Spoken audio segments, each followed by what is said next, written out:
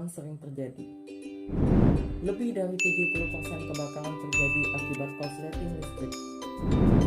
Padahal, jika terjadi korsleting listrik, spring atau MCB akan otomatis memutus arus listrik sehingga tidak menimbulkan kebakaran.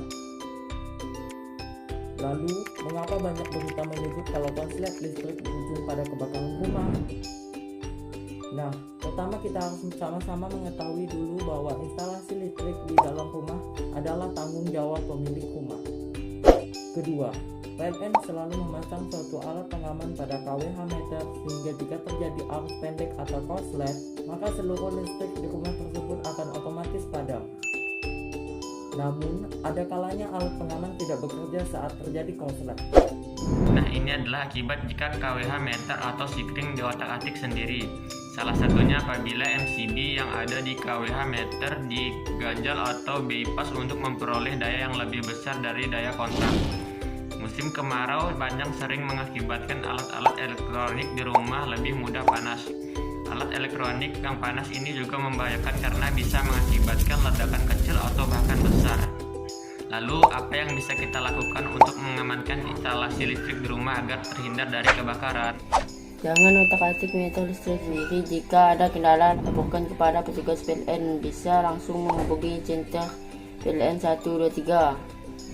Cek instalasi arus listrik maksimal setiap 10 tahun sekali. Jangan sampai ada kabel rusak karena panas atau karena digigit tikus atau karena alasan lain. Serahkan kepada pekerja instalatir yang paham instalasi listrik rumah. Cek stiker di rumah Anda jika sudah terdapat warna kehitaman di sekitarnya. Segeralah ganti, jangan menumpuk stiker secara berlebihan karena akan menimbulkan panas berlebihan dan berpotensi menimbulkan kebakaran. Gunakan peralatan listrik yang berkualitas, jangan tergocek harga yang murah padahal kualitasnya rendah. 5. Jauhkan peralatan listrik dari benda mudah terbakar. Jangan dekatkan peralatan listrik dengan benda seperti gas, gerdan atau kertas. 6.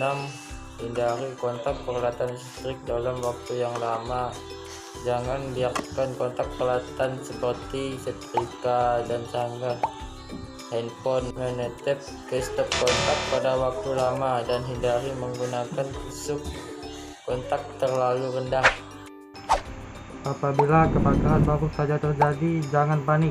Segera hubungi pemadam kebakaran dan kontak center PLN 123 untuk memadamkan listrik di sekitar rumah yang terbakar. Usahakan Anda memiliki alat pemadam api ringan di rumah dan pastikan isi dari alat tersebut diganti setahun sekali. Segera putus aliran listrik di rumah dengan mematikan langsung dari sikring panel pusat di rumah.